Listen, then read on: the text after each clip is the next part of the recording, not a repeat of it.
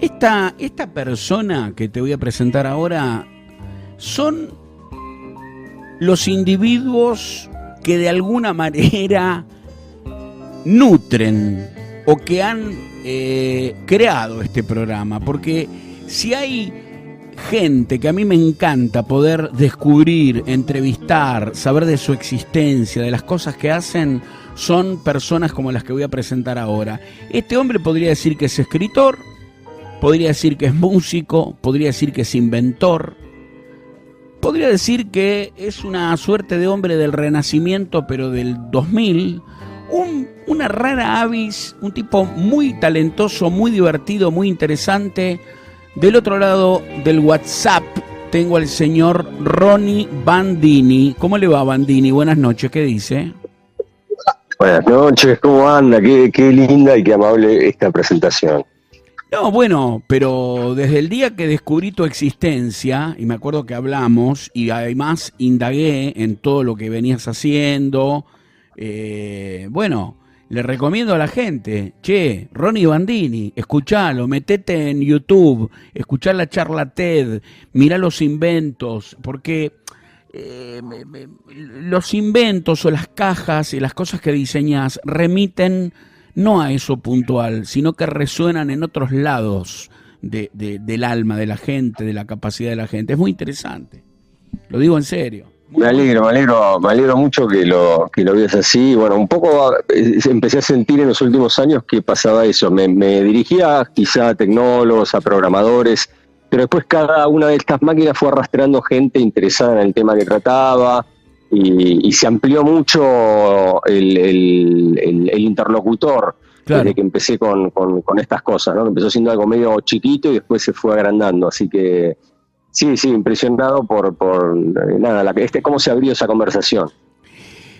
Bueno, algunas cosas que recuerdo de la vez que hablamos, me acuerdo que en nuestra primera charla vos contaste que tu primer experimento creo que fue haber desarmado un lavarropa, si mal no recuerdo, y en ese desarme y volver a armar y haber reconfigurado opciones, empezó como podríamos decir, esta habilidad, podríamos llamarla así. Más o menos, digamos, la experiencia del lavarropas fue la primera experiencia que tuve con un electrodoméstico, con un aparato grande, pero yo en ese momento ya estaba, ya venía haciendo máquinas. Okay. Por ejemplo, dos máquinas que son anteriores son el Rayuelo-Matic, fue anterior, la expendedora de literatura también. Bien. O sea que fue la primera en su tipo, pero yo ya estaba en esto. Bien. Recuerdo una caja que es hermosa, que es una caja, creo que lo hiciste como una caja de cigarros que tiene la imagen de Evita, y uno cuando la prende empieza a sonar la marcha peronista y de pronto al minuto se abre la tapita y la máquina se autoapaga, se apaga sola. Es una cosa, digamos, cada uno lo podrá interpretar como quiera, pero es sensacional. La máquina que se apaga sola, o sea, es genial. Sí, esa máquina se llama Perón-Perov, se inscribe en lo que es un grupo, una serie de máquinas que están inspiradas por el artista italiano Bruno Munari, que fue el primero que empezó con este concepto de los useless machines. Después hubo una versión de esto que hicieron en el MIT, que tiene este formato de interruptor y un brazo que lo apaga. Sí. Y esta fue mi contribución o mi visión a eso con la marcha peronista, y que aparte tiene esta variante que cada vez que uno lo prende se va apagando más rápido, como si la misma máquina estuviera en un punto irritada de volver a escuchar la marcha. Y la verdad que aparte, bueno, la llevé, por ejemplo, hace unos años a una feria en Roma, donde había cosas hiper complejas. Yo mismo había llevado un sistema para anticipar cortes de luz con inteligencia artificial, y estaba esta máquina al lado y la gente lo único que quería era encender la máquina, y había gente incluso que conocía la historia política de Argentina estando en Italia, o sea que también fue interesante. Y también se inscribe, yo hice más o menos ya una serie también de 3 o 4 máquinas con alrededor del peronismo. El taquitoscopio de adoctrinamiento, que es una que hice el año pasado, también trata este tema. El mini Kindle para leer haikus también. O sea, hay una serie de máquinas que están relacionadas. Vos ya podrías abrir una casa con un museo, un recorrido particular propio, que la gente entra y salga y estés vos o un colaborador tuyo explicando lo que haya que explicar. Lo podrías hacer ya con la cantidad de cosas que has hecho, lo podrías tener perfectamente. Y desde que empecé sí hice muchas cosas, pero también lo que pasa un poco la curiosidad de vivir en Argentina hace que no todas las máquinas las tenga montadas, porque muchas veces desguazo una máquina para aprovechar las piezas que no se consiguen tan fácil acá y armar otra. Ahora lo que pasó es que lo más parecido a eso fue la semana pasada, que las máquinas estuvieron expuestas en una galería de arte y llevé 6 máquinas y se dio esta situación donde, bueno, aparte hubo una charla, entonces venía la gente y tenía esta posibilidad de explicarlas. A veces la gente igual las mira y las recorre y ya algo de eso queda, claro. Pero la explicación siempre viene bien porque cada una tiene una historia detrás. ¿Qué pasó con la máquina de hacer lluvia? Y acá quisiera también que hagamos una mención a Juan Baigorri, que era un hombre que vivió en la Argentina y decía que podía hacer llover. ¿Cómo quedó de la máquina de hacer lluvia? Y la historia esa, bueno, a mí me fascinaba, conocía la historia y me fascinaba. Después estuve en contacto con un maker, pero que hace cosas de otro tipo, más mecánicas. Él hace unas cosas maravillosas. Nos contactamos por Instagram y ahí salió este tema. Tenemos que hacer algo de esto. Después él, obviamente, estaba más tapado de trabajo que yo y yo no quería abandonar esta idea y tomé la decisión, digo, bueno, la voy a hacer.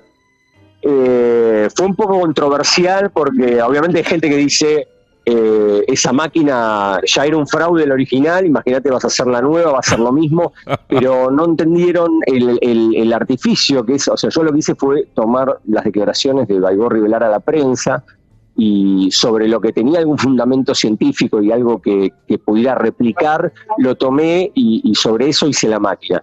Siempre tomando en cuenta también que él los componentes químicos y radioactivos nunca los reveló, con lo cual siempre está este espacio, esta holgura para probar distintas cosas que uno quiera meter en un recipiente metálico y ver si algo de eso provoca la alquimia y efectivamente hace llover. Pero en cualquier caso siempre fue hiper secundario en la historia. Lo que más me interesaba era en definitiva crear la máquina y que fuera una realidad, esa máquina que nunca se encontró. Claro. Así que esa es la historia y es una excusa para narrar también toda la historia de Baigorri Velar y el inventor. Es una maravilla.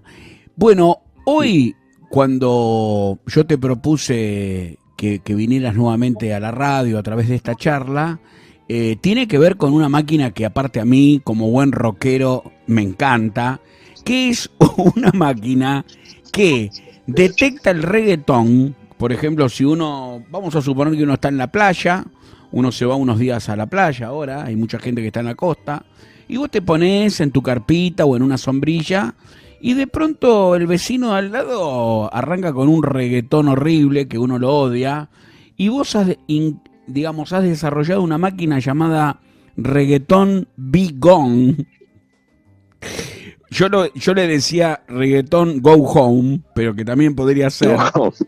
Y, y funciona y es real, o sea...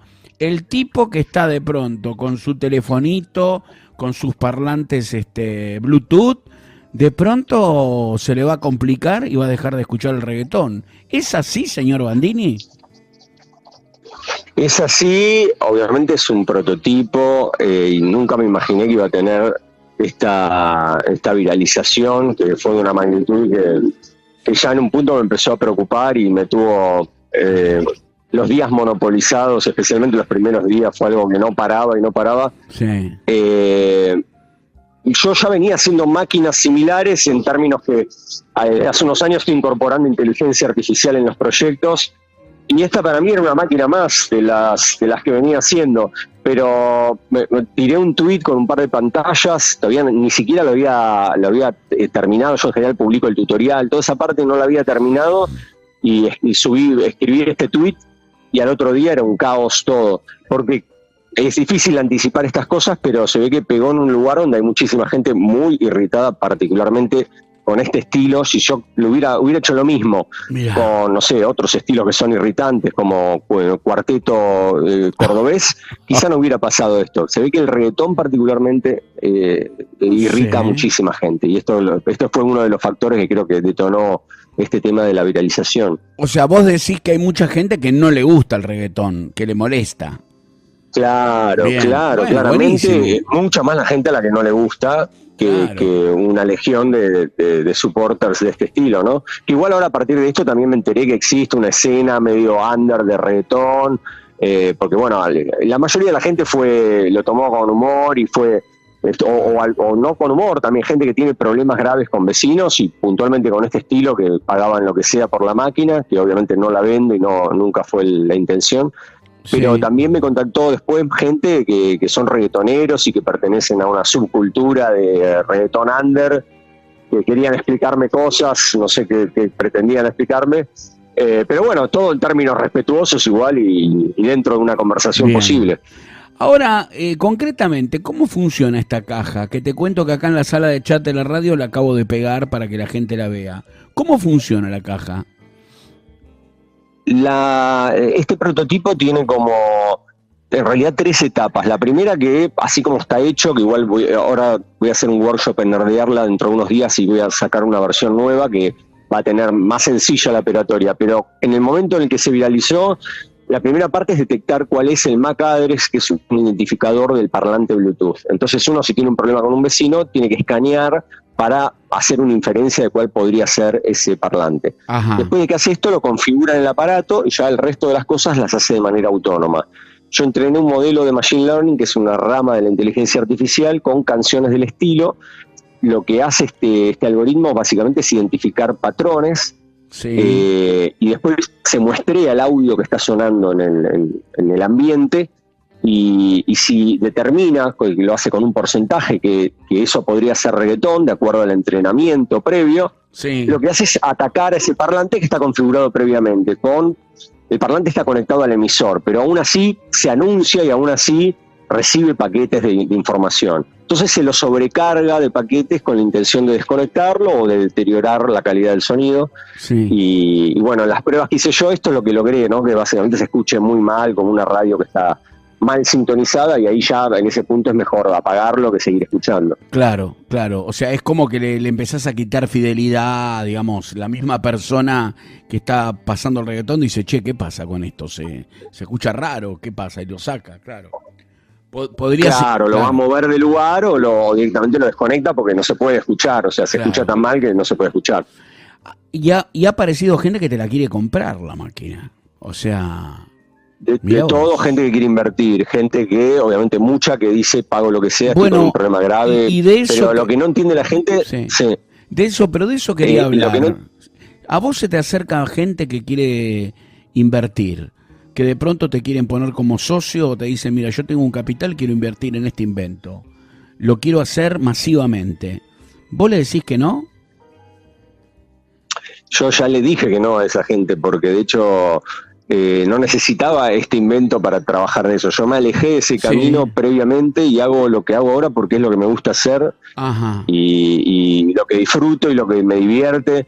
Que no significa que vengan con otras propuestas, no sé, ahora la semana pasada me reuní porque dentro del laboratorio de ORT, yo cuando fui al secundario en ORT, no en esa época la verdad que no estudiaba nada, ni siquiera programaba, solamente tocaba la guitarra, pero fui ahí y me acaban de contactar con la intención, bueno, aparte de dar una charla, armar como una especie de proyectos en el laboratorio, hacer cosas como las que hago, pero más grandes y con los recursos y demás, y me Sí. encantó la idea y lo haría.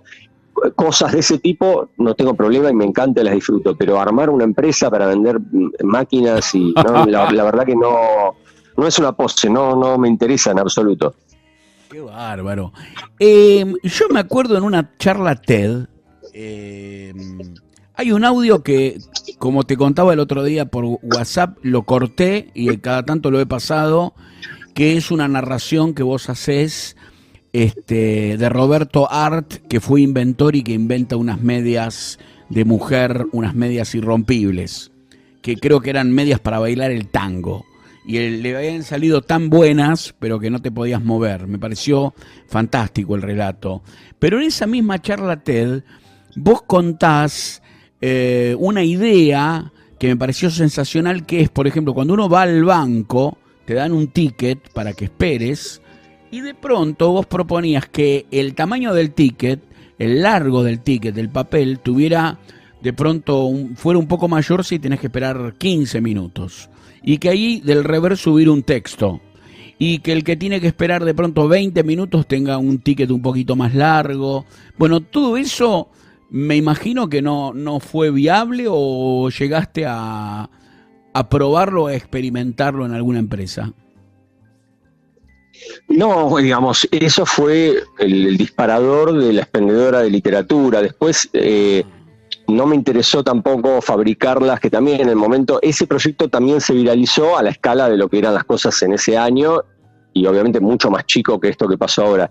Pero sí, tampoco en ese momento me interesó ponerme a fabricar las máquinas, ofrecerlas en algún lugar.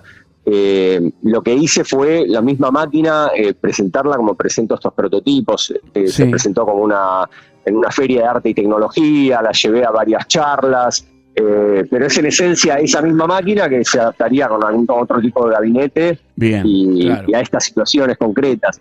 Claro. Pero después no tuve, obviamente no está lo que hago por ahí, pero la idea sigue siendo funcional hoy en día, que sigue en la misma situación. No va a un banco, no puede usar el Kindle, no puede usar el teléfono, tiene que estar ahí esperando, mirando la pared.